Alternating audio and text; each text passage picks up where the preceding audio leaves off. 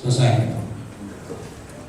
Yang berikutnya, tolong saudara saya absen diisi. Dan sebelum kita memulai materi, saya akan memperkenalkan diri. Nama saya Dedi Tabrani, saya Ampol 99, intinya Pak Dodi. Kemudian S1 PTIK angkatan 4,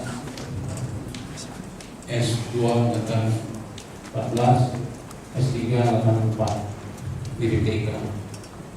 Jadi saya kuliah linear ilmu kepolisian sampai dengan S3. Yang di depan saya walaupun junior saya, dari saya, tapi dalam kelas kita santai saja. Kita motonya bahagia, motonya senang. Jadi kalau senang, bahagia, happy, apa yang disampaikan itu mudah untuk dipahami.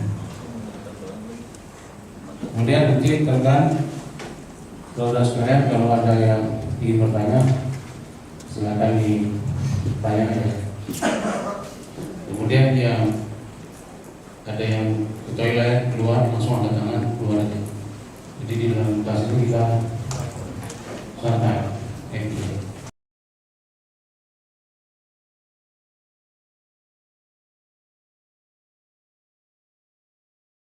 Jadi di dalam kelas ini kita santai, happy.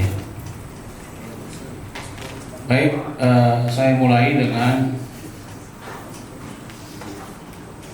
sebuah video. Coba kita putarkan sebuah video dulu.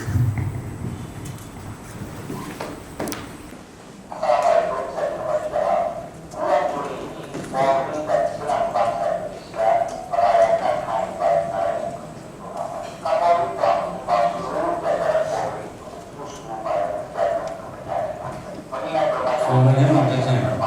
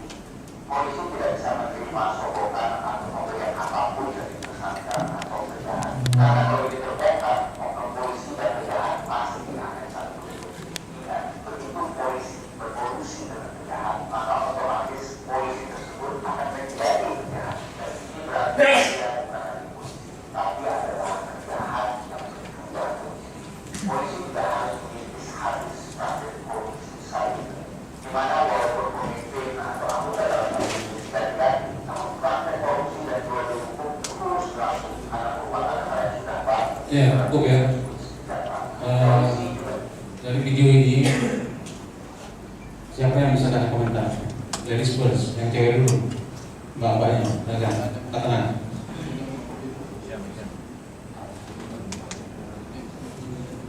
Mbak, angkat tangan. Mbak siapa? Mesya. Angkat tangan, Mbak Mesya. Ya.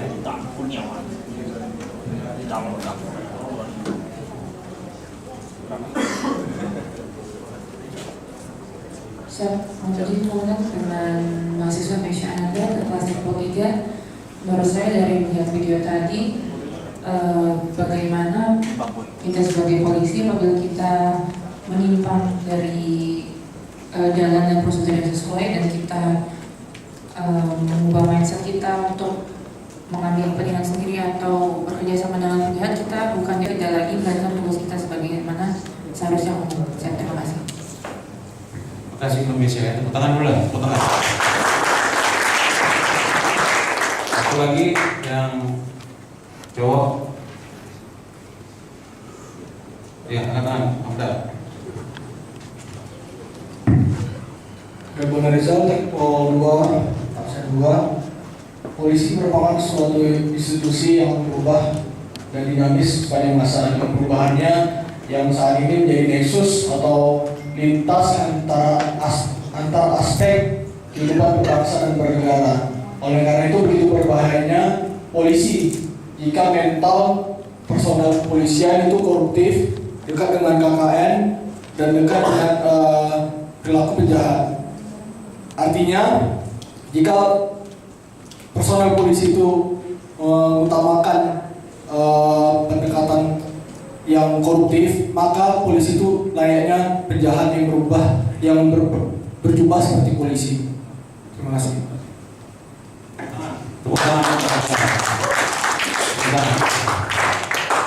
Ya, bagus ya, dua-dua kelas ini berani menyampaikan pendapat. Ini yang kita senang, ada dialog antara dosen dan mahasiswa. Saya di sini bukan kasih ceramah atau majelis taklim itu, bukan. Jadi kita harus ada dialog, percakapan antara dosen dan mahasiswanya. Jadi lebih aktif gitu. Jadi kalau kalian happy, senang di kelas, itu pelajaran mudah sekali masuk. Ya, coba senyum dulu lah, senyum. Nah, itu kan enak ya. Baik, slide berikutnya. Nah, ketika kalian memandang foto ini, apa yang ada terpikirkan di kepalanya Mas Giti? Siap Jenderal seorang Kapolri yang sedang di hadapan kamera untuk menyampaikan penilaian pers. Siap Jenderal Polisi seorang pemimpin di Kepolisian Indonesia. Lanjut slide berikutnya. Nah, ini Pak, silakan Pak. Apa yang ada di pikiran Pak ini tentang slide ini? Siap Komandan, menurut saya untuk polisi 3 ini tidak menunjukkan rencana-rencana dari pakaiannya lebih menyangkut dengan masyarakat. Ya, tepuk tangan dulu lah, tepuk tangan. Balik lagi ke slide yang pertama.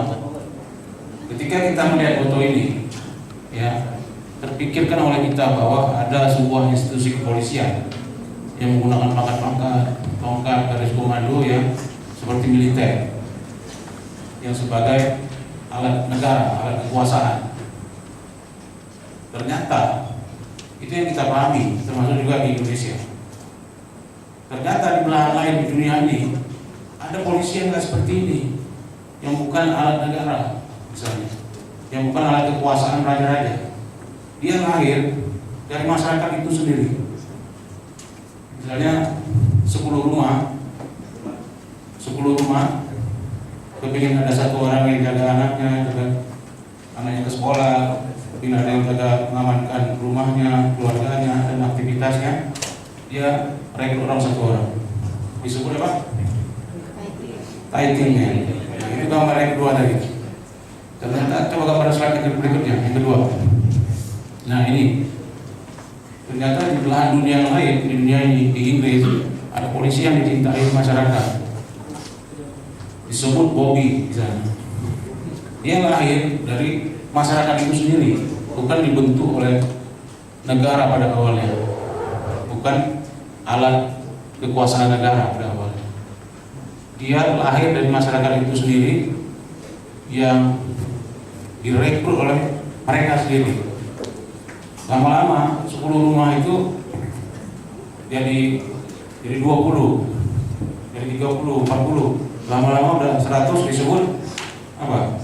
Ibras 100 seperti itu. Udah 100, lama-lama tambah banyak, orang kepingin ada petugas yang bisa jaga keluarganya, sehingga tidak bisa formal lagi dia. Itu kan informal ya. Akhirnya karena terlalu banyak dibentuklah yang namanya formal, constable. Itulah awal dibentuknya polisi modern di Inggris, constable. Nah itu sejarahnya dari reformasi Sir Robert Peel yang seorang politisi, anaknya seorang perdana menteri Inggris pada waktu itu. Dia seorang politisi. Dia yang memberikan pandangan tentang perubahan atas kepolisian di Inggris yang sebelumnya hampir sama juga kayak kita di Indonesia. Model kekerasan, model militer gitu.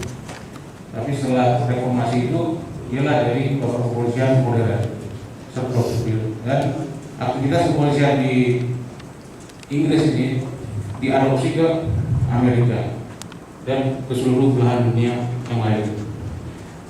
Ya. Jadi untuk mengetahui kepolisian dan sistem kepolisian kita harus tahu sejarahnya dulu, sejarah negara itu, aturan-aturannya.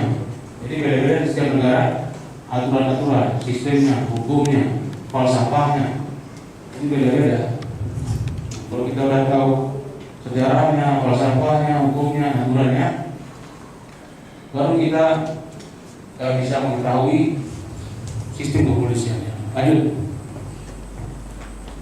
Nah ini dua layaknya kepolisian kita tahu oleh dua dimensi tadi, yang kekuasaan dari raja-raja dan dari masyarakat itu sendiri. Tadi sudah saya terangkan.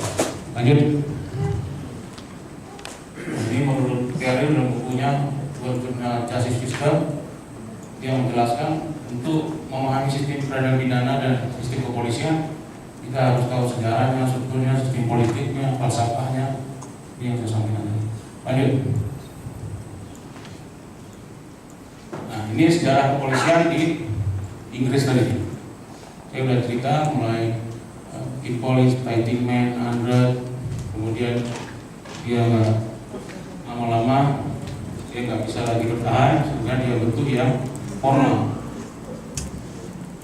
Ini sejarah kepolisian di Inggris. Lanjut, sejarah kepolisian di Indonesia diawali dengan kita lacak lahirnya di pendirian sekolah tinggi, sekolah kepolisian bagian tinggi di Mertoyuda tahun 46. Kemudian karena daerahnya itu jalannya rusak, susah aksesnya, pindah ke Jakarta tahun 1946 dan namanya berubah jadi Police Academy ya. Polisi Academy. Kemudian tahun 50 berubah namanya menjadi PT IKA. Dan tahun 62 ketika polisi dilebur digabung dengan ABRI, maka PT IKA ini juga ingin dilebur. Nah, saya sampaikan di bukunya, buku Sapridi dari PT IKA ini, kalian bisa lihat jelas sejarah PT IKA di situ sampai dengan nomor suratnya, tahapan-tahapannya jelas.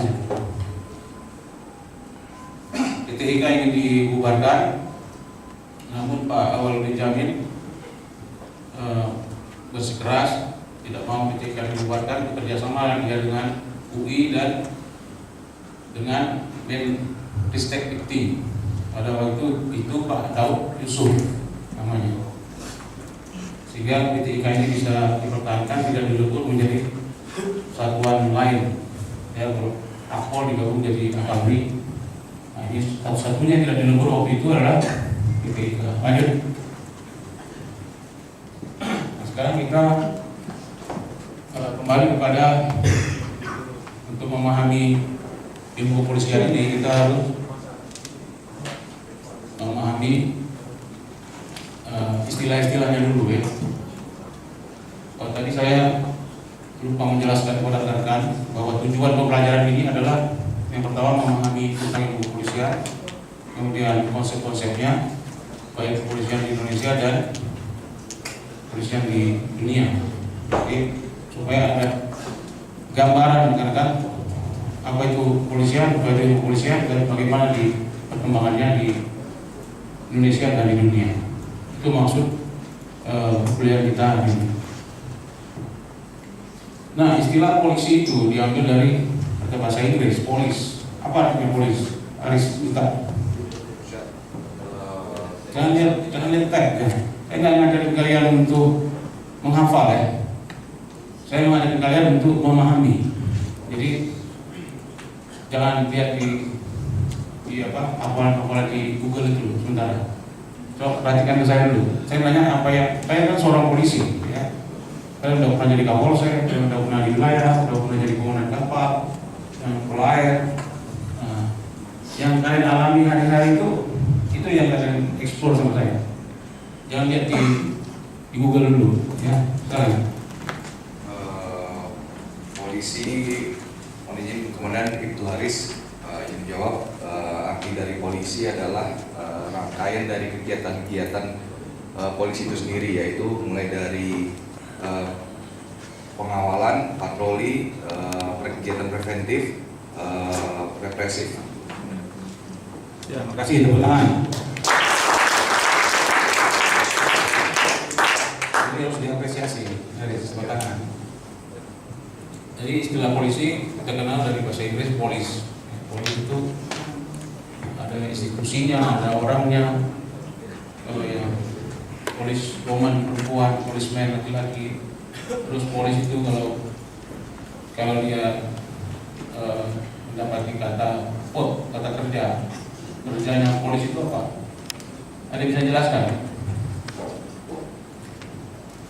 Baik, saya jelaskan. Kalau vote itu two police, disebut two police, itu artinya orang. Saya praktekkan ini seperti Pak Faruk dulu, Profesor Faruk praktekkan ini di kelas sama kita dulu, ya. Orang, seperti saya ini orang yang menggunakan panca indera, mata, telinga, mulut, melakukan aktivitas kepolisian, itu disebut two police. Jadi kerjanya kepolisian apa aja? Kalau kita lagi jalan ya ada lalu lintas macet, kita apain? Jatuh kita cari. Kalau ada orang dipukul, kita apain? Kalau ada maling, kita apain? Apa lagi? Seluruh aktivitas kepolisian yang ada dengan mata, kalian dengar apa? Pak, ada maling Pak, kamu kontak apa? Ambil hati, kontak ke komando, suruh satuan sabara atau apa yang cepat hubungi, atau di comment center cepat hubungi. Itu two police ya. Nah, yang melakukan two police ini siapa? Kayu. Yang melakukan two police yang tadi saya bilang dengan mata tadi siapa tadi? Untuk yang melakukan two police selain polisi yang sudah Siapa aja? siapa saja yang melihat mendengar kejadian bisa melakukan two police. Makasih Mas, tepuk tangan dulu. Satu lagi, yang Mbak Inilah Barat.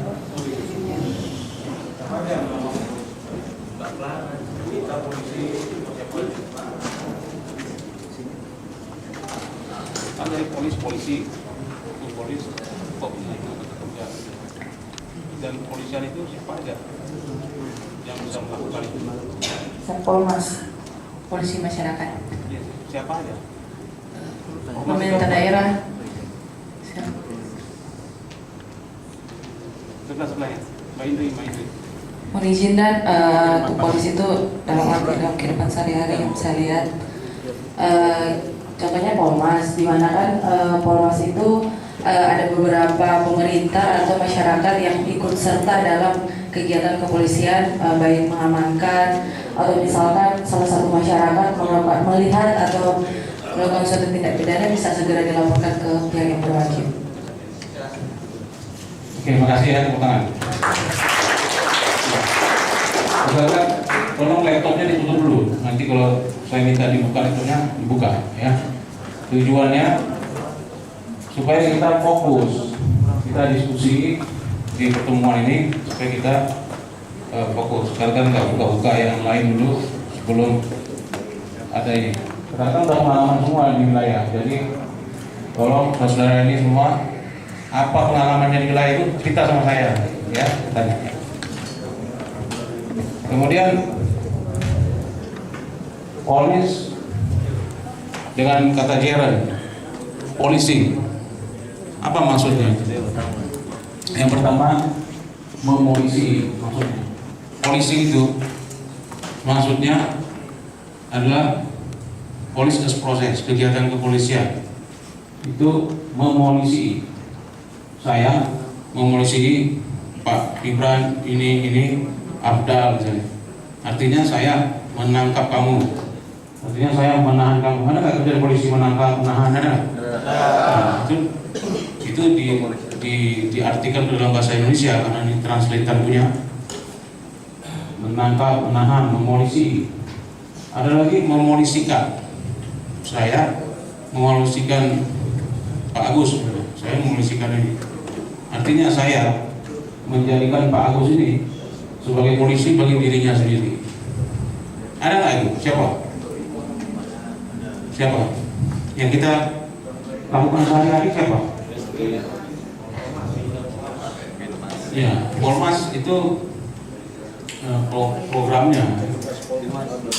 KPM itu programnya. Polmas itu konsep kepolisiannya, komuniti polisi. Ini yang saya tanya itu adalah siapa yang melakukan seperti itu di lapangan hari-hari kita jadi polisi. Ya, kami Kamtipmas memolisikan siapa? Masyarakat kan. Jadi yang melakukan itu polis tadi siapa aja?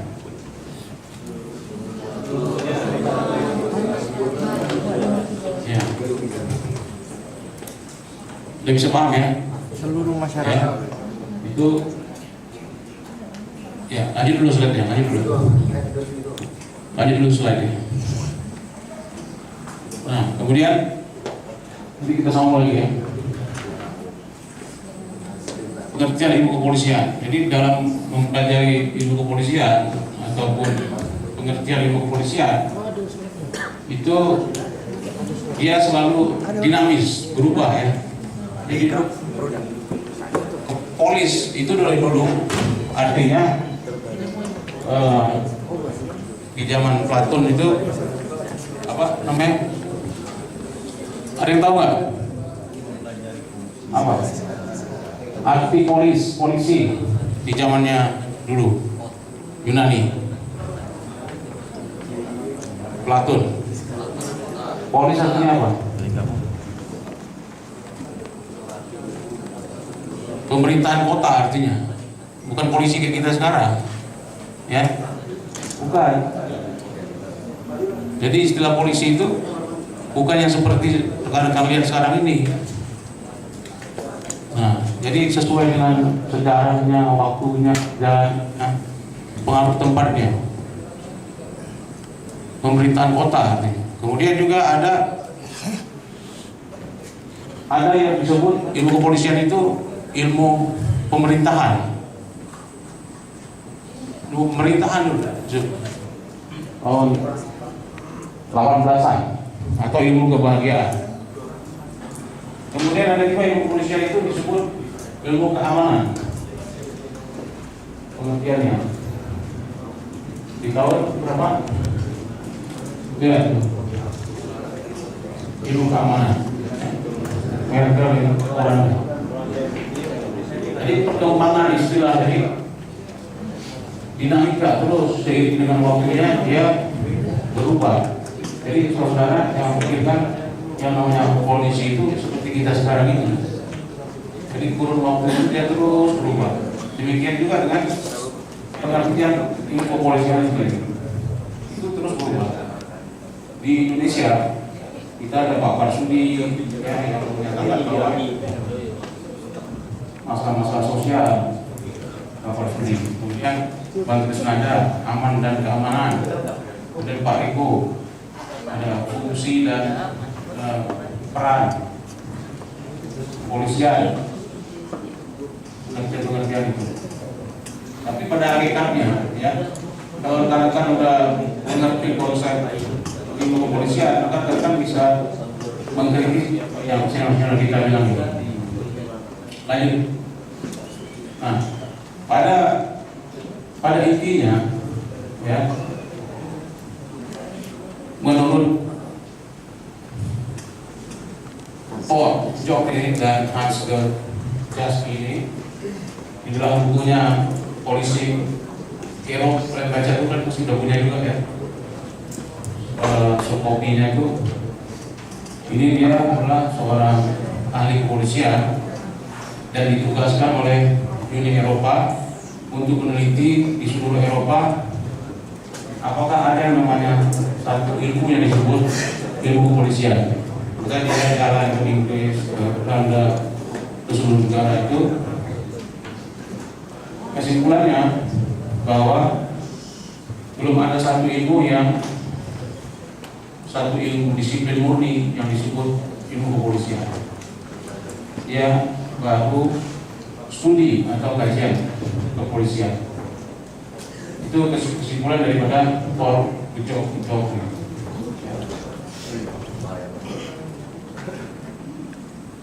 Jadi ilmu kepolisian menurut mereka apa? Yaitu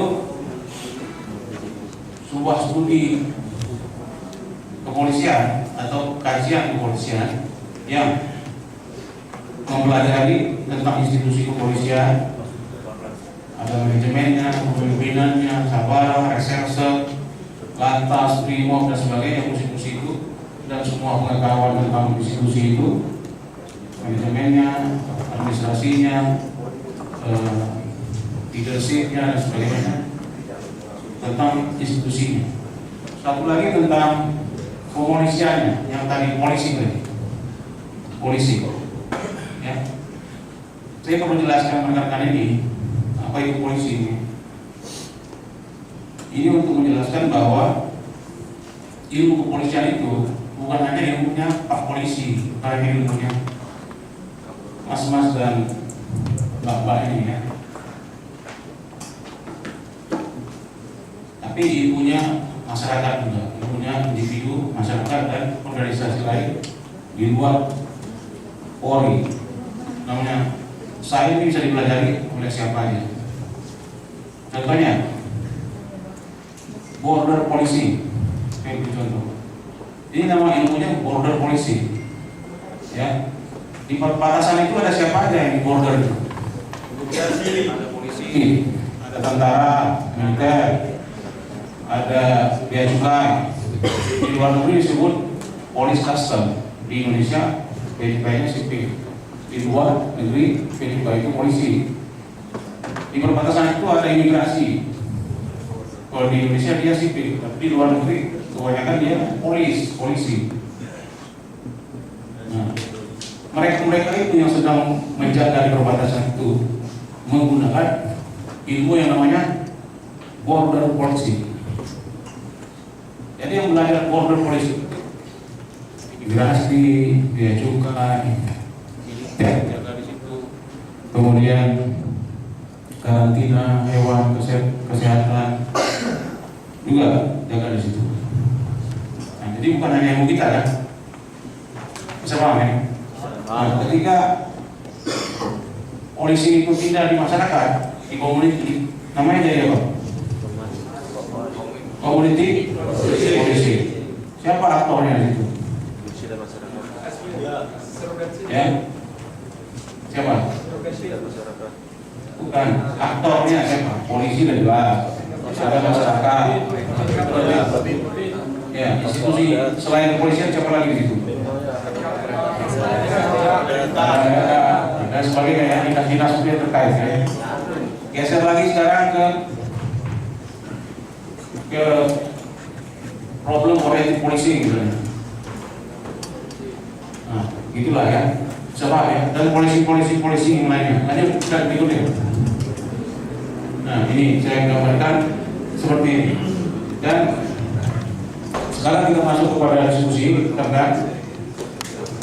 Nah, tolong nanti setelah pelajaran ini selesai, saya memberikan tugas, ya tugas. Tolong diisi buat kelompok 1, 2, 3. Jadi teknologi kepolisian 1, teknologi kepolisian 2, teknologi kepolisian 3. 1, isi institusi yang di luar polisi. Jadi kalau dia polisi, dia udah pasti kan melakukan tindakan kepolisian semua. Tapi kalau institusi di luar polisi, siapa? Tadi sudah saya jelaskan community policing terutama. Ya, saya kasih contoh. Individu, siapa aja yang ikut individu? Banyak kan mengikut di dalam ormas community policing. Banyak ya individu. Masyarakat siapa? Di kita memang ada Polda Kamtipmas, Citra Bayangkara, apa lagi?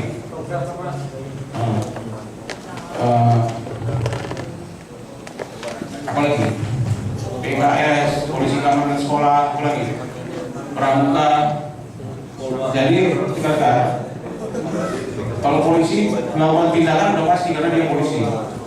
Tetapi kalau dia bukan polisi, maka tindakannya itu disebut tindakan polisionil. Ya. Artinya tindakan polisionil itu adalah tindakan yang dilakukan menyerupai yang polisi lakukan. Nah, itu disebut polisionil. Siapa itu yang mengemban polisionil? Macam-macam. Militer ada, mengemban. Coba lihat undang-undang TNI. TNI juga punya tugas-tugas fungsi polisionil. Coba lihat ya. Kemudian kalau di masyarakat siapa? Ada Polda Kamtipmas, jadi masing-masing fungsi kita ada membina masyarakat. Misalnya Dimas, ada masyarakat yang dibina, Polda Kamtipmas, Citra Bayangkara, apalagi namanya, coba sebut. Dan Dimas ya, Pak? Abdana. Ya, terus lalu lintas juga ada membina orang-orang itu, komunitas motor, komunitas lalu lintas, komunitas ini itu dibina lalu lintas ya. Kemudian polisi keamanan sekolah, apa lagi? Banyak sekali. Kemudian setiap fungsi-fungsi lain, misalnya di cybercrime, dia ada menggalang komunitas hacker, komunitas apa? Komunitas yang apa? Yang sering nyerang orang, hacker dan sebagainya, Pak. Ya, komunitas yang digalang oleh kepolisian, banyak sekali ya. Nah, bisa katakan bayangkan ya, bisa ya. Nah, ini tugasnya Tekpol 1, institusi kepolisian, yang kedua individu, yang ketiga masyarakat. Tugasnya. Saya kasih contoh ini, misalnya ada kampung Ambon, tau nggak di Jakarta Barat? Nah, kalau di Jakarta pasti tahu. Kampung Ambon ini disebut kampung Ambon karena kampung narkoba ya. Jadi bagaimana caranya dengan strategi kepolisian kita menyelesaikan persoalan di kampung Ambon? Macam-macam strateginya, bisa community polisi. Nah, sekarang saya contohin, kita menggunakan strategi problem oriented polisi. Pemolisian yang berbasis kepada akar masalah. Jadi kita datang ke kampung Ambon, kita cari tahu akar masalah. tiba-tiba dia pakai narkoba semua. Dia asalnya dari mana, misalnya dari Ambon, apa dia nggak ada kerjaan, kenapa? Jadi akar persoalannya itu kita asesmen dulu semuanya, kita cari tahu kenapa, kemudian kita cari jawabannya, solusinya apa. Nah setelah kita tahu ternyata dia nggak ada kerjaan nih, jadi kita harus merangkul, kita panggil, tolong bantu dia belajar menjahit, misalnya kita mesin jahitnya, panggil ahlinya, latih masyarakat menjahit. Kita minta bantu lagi ke berarti IPOP itu institusi yang di luar kepolisian siapa? Kemnaker, satu tadi udah kasih contoh kan. Yang kedua KKP misalnya kelautan, kita bisa minta bibit ikan, lele atau apa, kita bisa suruh masyarakat ternak. Kita bisa minta komputer di Kominfo misalnya, kita ahlinya. Kita bisa dalam komunitas tadi, komunitas ahli Davidson, komunitas Tionghoa, komunitas Kalimantan, yang banyak sekali ini membantu kepada masyarakat. Kita dalam itu komunitas, karena kita punya kewenangan, kita bisa dia bantu buat. Pada waktu itu di instansi pemerintah itu atau masyarakat itu atau individu itu yang ikut dalam program ini, dia melaksanakan fungsi apa? Itu polis tadi dia melaksanakan fungsi kepolisian, ya kan? Ini apa? Problem oriented polisi. Dia ada indikatornya, ada metodenya, ada sirai, syarat yang untuk menyelesaikan metode-metodenya menyelesaikan. Nah dari sini kita bisa paham ya. Nah sekarang kita diskusi, ada pertanyaan?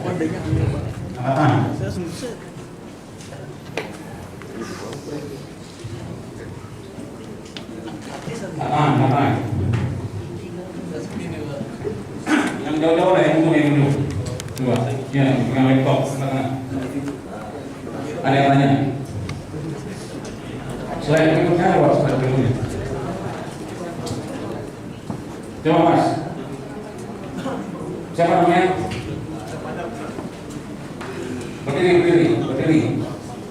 Berdiri Mas. Ya. Tanya.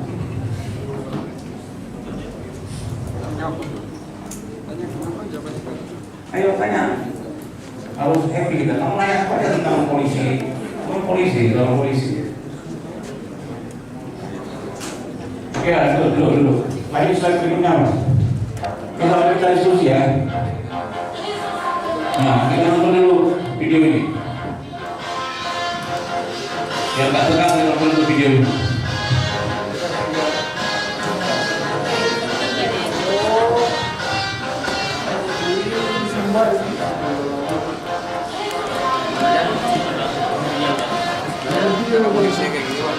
Kita buat surat.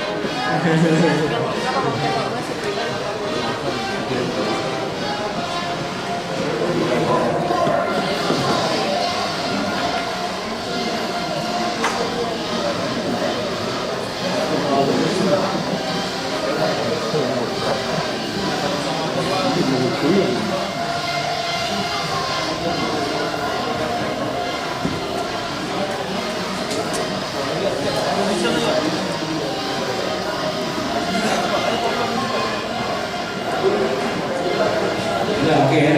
Berarti dulu berarti. Udah lihat ya. Nah, sekarang coba Mbak yang di atas. Namanya siapa? Mbak Intan. Coba, Mbak Intan lihat apa di yang ada di pikiran Mbak Intan kalau lihat video itu apa ya? Siap, Komandan. Dari video yang tadi ditampilkan terlihat bahwa beberapa anggota TNI ikut turun dalam kemacetan, ikut mengatur kemacetan yang ada di jalan. Itu bagus apa enggak? Boleh atau tidak? melihat dari tindakan tersebut boleh, sangat boleh dilakukan karena termasuk seperti yang kemarin dijelaskan polisionil. Jadi bisa melakukan suatu tindakan kepolisian dengan kewenangan terbatas. Apabila terjadi kejadian melebihi kewenangannya, pasti harusnya dilaporkan kepada pihak yang lebih berwenang, itu polisi. Tepuk tangan.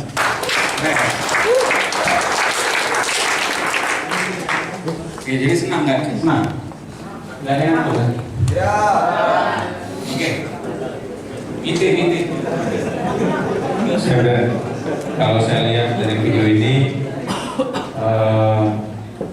seorang anggota TNI sedang melakukan kegiatan pengaturan di mana itu merupakan adalah salah satu ilmu dari kepolisian itu sendiri. Jadi mereka juga masuk ke dalam masyarakat, jadi masyarakat juga bisa mengatur lalu lintas dan juga apalagi tentara juga bisa mengatur lalu lintas. Oke, ada tangan. Jadi sebenarnya kita tanah air kita ini begitu luas ya, dari Sabang sampai Merauke, dari Miangas ke Pulau Rote. Itu kalau di luar negeri, negara NKRI kita ini bisa 100 negara gitu. Sumatera ini ada bisa 12 negara. Seperti Uni Eropa, satu Sumatera itu sebesar Uni Eropa. Belanda, Inggris, Sumatera besar. Kita lawan sampai Papua, bisa 100 negara gitu. Kira-kira kita bisa nggak mengamankan 24 jam masyarakat itu? Tidak bisa. Kalau ada masyarakat yang membantu tugas-tugasnya melakukan tindakan yang serupa dengan polisi, boleh nggak? Boleh, asal kita bina dia, kita ajari. Kalau kayak Pauga itu nggak boleh, ngacau itu, mengganggu dia malah. Yang harusnya kalau pergi ke sana jalan, ya stopin mobil di sini, dia ambil uang dulu, nah, itu salah, nggak boleh. Jadi kita yang bina masyarakat itu, kita ajarin dia cara mengatur lalu lintas, itu kita pakai kekuatannya, tapi kita bina dulu dia. Bisa paham ya? Nah, polisi kita udah jelas, melakukan tindakan kepolisian. Organisasi di luar Polri tadi udah jelas ya. Masyarakat udah jelas ya. Individu sekarang, individu. Pak Faruk, Profesor Faruk dalam kelas sering menyampaikan, do you police you child? Apa artinya? Apakah kamu mempolisikan anakmu? Apa artinya? Artinya polisi itu menjaga, mengamankan. Misalnya ada ibu-ibu, Profesor Faruk mencontohkan, saya hanya mengulangi saja. Jangan main di pinggir tanggana, nanti kamu jatuh ke bawah. Itu ibu memerankan fungsi kepolisian, karena dijaga supaya orang jatuh, betul kan? Nah, jangan lari-lari di pinggir jalan, nanti ditabrak mobil. Itu apa? Nah, itu individu. Kalau saya polisi, saya menjaga masyarakat kan 24 jam, tapi bukan saya selalu di-upload ada yang lain, misalnya 8 jam sehari, 8 jam sehari, misalnya ya kan. Tapi prinsipnya kita menjaga masyarakat itu 24 jam. Ada petugas yang kajian. Tapi bisakah kita menjaga masyarakat itu 24 jam? Kan enggak, kan kita nggak bisa tidur sama Mbak siapa? Mbak dia, ditangkap RW kita nanti, atau dipukul suaminya gitu. Dengan alasan kita jaga dia 24 jam, tidur sama dia malam, boleh nggak? Boleh kan? Artinya dia, warga itu, ketika dia di rumah, dia harus jaga diri dia sendiri atau anaknya atau keluarganya dari mara bahaya. Contoh, anak kecil, ya, di situ ada kolam ikan, enggak dalam, cuma 30 cm, 30 cm gini kan. Tapi anak kecil yang main kolam ikan jatuh, kepalanya keluar, nggak bisa bernafas, meninggal. Banyak nggak harus seperti itu? Nah, itu teroris Pak. Itu tugas kita itu. Memang polisi karena bersifat privat tidak ditangkap polisi karena dia bertanggung jawab terhadap mati enggak. Tapi moral ya. Seharusnya tugas kita menyampaikan ke warga itu, tolong orang tua itu bertanggung jawab dengan anaknya, tolong diajari membantu, jaga yang benar jualan. Paham ya? Nah, di rumah misalnya ada lampu yang dari besi itu, anak kecil main sini, nggak sengaja ditendang, jatuh kepalanya, mati anaknya, anak kecilnya mati. Polisinya nggak disalahin kan? Nggak disalahin. Tapi tanggung jawab moral kita, seharusnya kita memberikan penerangan kepada masyarakat. Seperti penerangan pasang kunci ganda motor supaya nggak dicuri. Apalagi kita bisa buat penerangan itu di selebaran, kita bisa buat di media sosial sekarang, di Instagram, di Facebook, di Twitter, di mana lagi. Nah, informasi-informasi itu, fenomena kepolisian itu, itulah yang kita upload ke media sosial supaya masyarakat itu tahu, paham. Karena kita nggak bisa jaga dia 24 jam, karena ada suaminya, ada keluarganya gitu. Tapi dia kita wajib menjadikan dia polisi bagi dirinya sendiri. Caranya bagaimana? Ya dengan memberi informasi dari jelas ya. Jadi kalau polisi sudah jelas, institusi luar polisi sudah jelas, masyarakat sudah jelas, individu sudah jelas. Inilah tugas yang akan saya berikan kepada kalian. Nanti di pertemuan kedua tentang ilmu kepolisian yang lain sebelum mulai pelajaran, agar setiap kelompok tekpol 1 paparan 10 menit, tekpol 2 paparan 10 menit, tekpol 3 paparan 10 menit. Ya, tugasnya nanti dikumpul di Google Classroom saya. Tugasnya dikumpul di Google Classroom saya. Nanti linknya diberikan. Lanjut. Nah, ini perkembangan, apa yang dimaksud dengan perkembangan ilmu ya? Kita sering bilang ada ilmu kepolisian itu harus dikembangkan ya kan? Nah, jadi dengarkan sambil diskusi ya. Ini waktunya diskusi. Yang saya ajarkan sama rekan nih, si Pak Wahyu, yang saya ajarkan sama Wahyu, ya,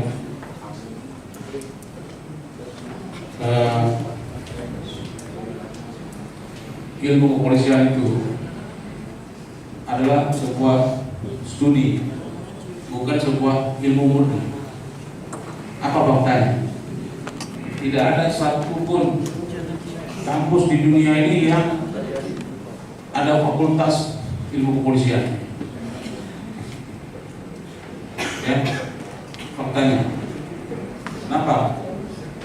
Karena syarat sebuah ilmu itu adalah universal. Jadi kalau di PT tadi sebuah ilmu, dia di UI sebuah ilmu, di Amerika sebuah ilmu, di Inggris sebuah ilmu, di seluruh dunia itu sebuah ilmu.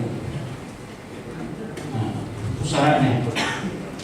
Dulu kita dibuka S3 di UI, sekarang ditutup S3 itu.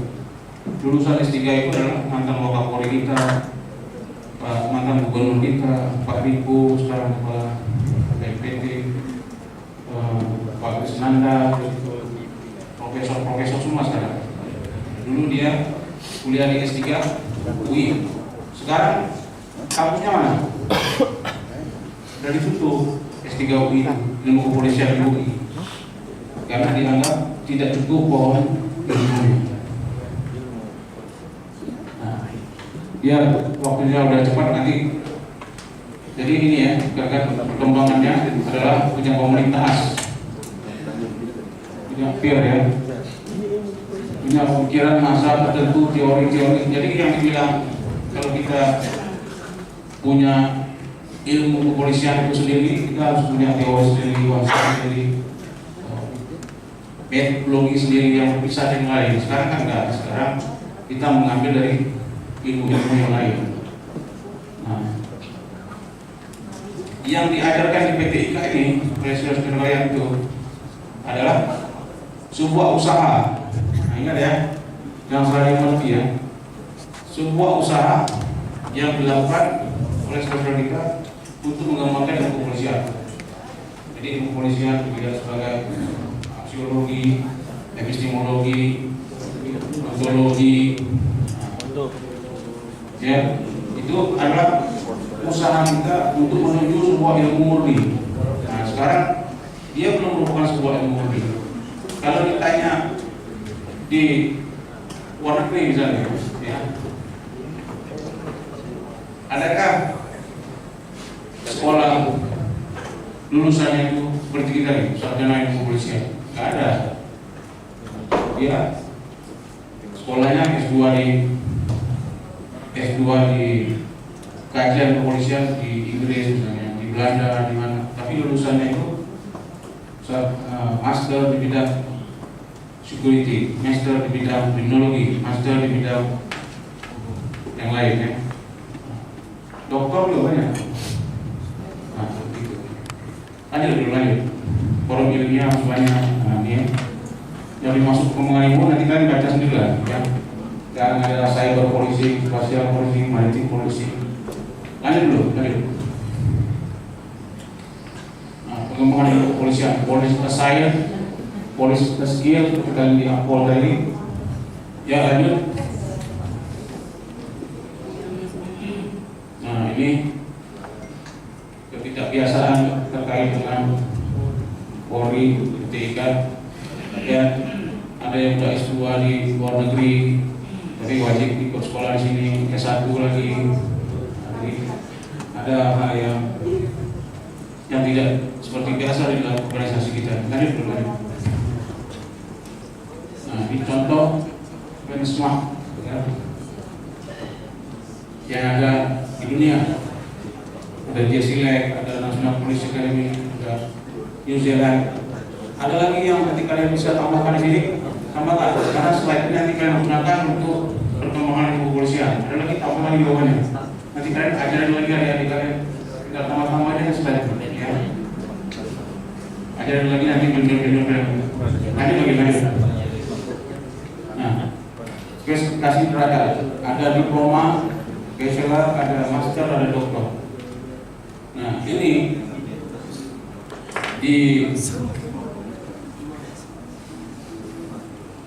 ada sekolah yang paling tidak populer itu S1 itu, dan tidak pernah ditemukan adanya fakultas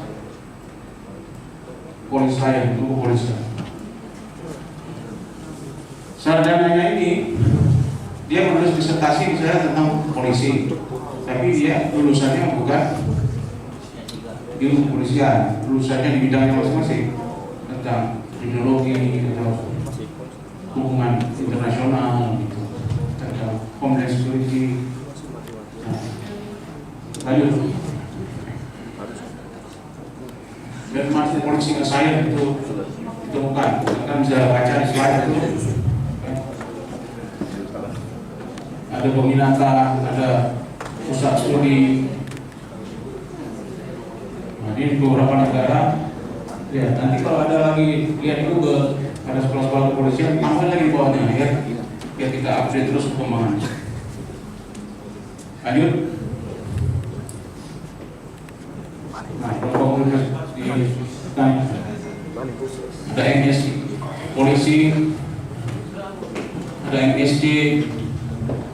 Karena yang udah keluar banyak sini kan, nggak tahu. Lanjut. Nah, di Charleston University di Canberra ada juga nih, ya. Ada pelatihannya. Ada. Ini saya ke sana gedungnya sebesar perpustakaan kita gitu aja, kecil. Saya kira besar dulu. Ke sana sebesar perpustakaan.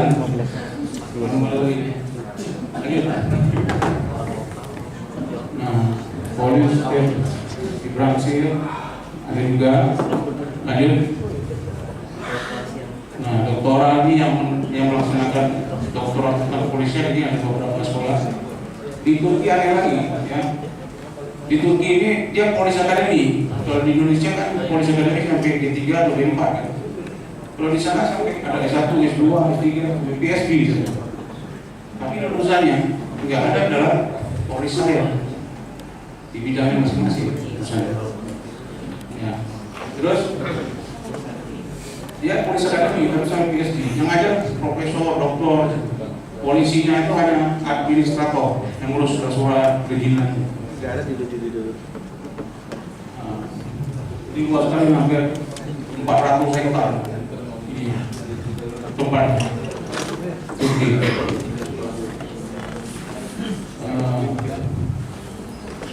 Kemudian saya banyak lagi. Ini pasangannya ya. Kalau di luar negeri kita lihat pasangannya itu dengan ilmu lain. Coba deh, polisinya sebelumnya yang criminal justice, polisi investigation. Ini pasangannya ya. Jadi dia dibawa kriminologi, dibawa hukum, dibawa homeland security, security studies, dibawa hubungan internasional. Lanjut. Nah, ini terkait lain lagi. Ya, lanjut. Nah, ini nanti kita tambahkan sendiri ya. Lanjut. Terima kasih ya telah.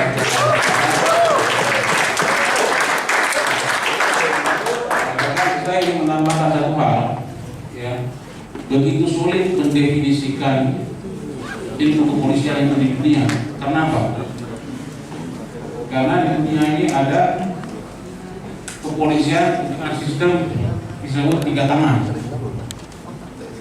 Sistem 3 tangan itu kalau di yang ada di Eropa, di Prancis, di Italia, termasuk di Turki, itu ada namanya gendarmerie. Gendarmerie itu polisi. Kalau di Prancis dia di bawah departemen pertahanan. Nah, coba bayangkan di bawah departemen pertahanan melakukan fungsi kepolisian. Gimana kita mendefinisikan kepolisian? Kalau di Turki dulu dia militer, gendarmerie, tapi sekarang sudah dihapus. Dia jadi sipil, polisi bukan, militer bukan.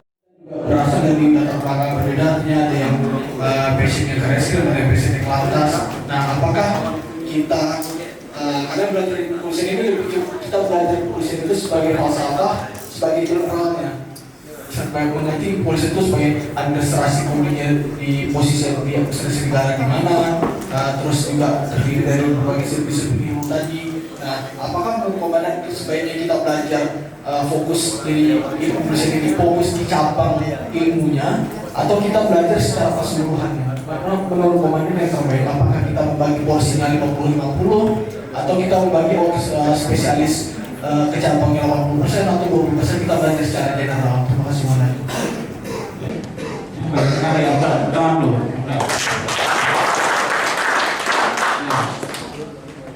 Intinya kita semua harus belajar. Walaupun kita ada reserse, ada kecabangan, di sini kan kita sekolah umum kan. Nah, ketika kita di Akpol umum, ketika di IKA umum, S1 nanti umum, S2 nanti umum. Jadi kita bukan belajar fungsi teknis di sini saya kan belajar. Jadi beda dengan di Akpol. Jadi kita harus belajar yang baik. Walaupun kita punya spesifikasi yang sendiri ya. Mulai dari sekarang akan ya, karena ini dari Akpol semua harus pasang cita-cita. Ya, Jordi, menjadi apa Jordi? Cita-citanya?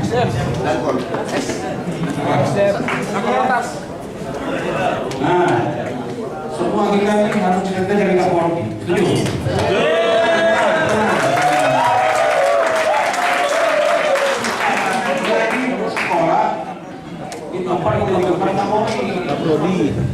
Walaupun nanti kabut-kabutnya kabar Indonesia, alhamdulillah. Ya, Semua harus kita. Jadi kalau kita harus setinggi lagi. Jadi kalau kita udah punya kita setinggi lagi, dan sekarang masih S1 dibuat perencanaan program. Saya kira-kira mau spesialis di bidang cyber, di bidang border polisi, di bidang polisi, di bidang apa? Di bidang terserah kalian mau. Tapi saya sarankan kalian harus cari ke depan itu tren apa yang akan tren dalam 15 tahun lagi. Misalnya cyber, ya, artificial intelligence, bisa dia machine learning, atau sekarang ini lagi perang, ilmu perang, war, atau apa. Terus sekarang banyak apa bencana, disaster polisi, itu nggak ada ahlinya. Jadi suatu saat nanti saya nonton di TV, Dr. Agus Aji, ahli disaster polisi. Suatu saat nanti saya lihat di TV, kalau kita ada pensiun, Mbak Pena, ahli cyber polisi.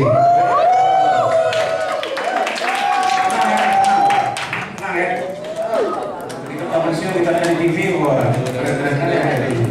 Ternyata dia termotivasi waktu kita kasih kuliah dulu. Wah, alhamdulillah. Ini yang mereka yang saya sampaikan, kelebihan kurang, saya mohon maaf.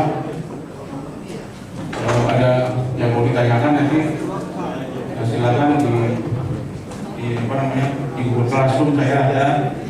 Kalau akan mau lihat jurnal-jurnal tulisan saya bisa lihat di Google Scholar. Dari kapan itu bahkan bisa baca. Lebih dan kurang saya mohon maaf. Sebelum mengakhiri kegiatan ini, marilah kita berdoa. Beragama harus kita masing-masing. Berdoa mulai.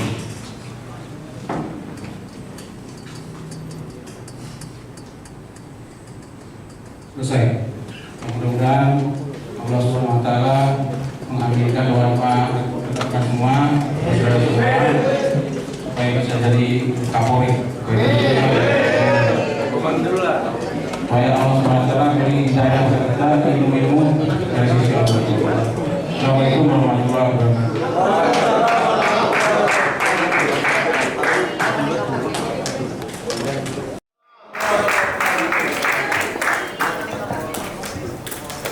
Cek.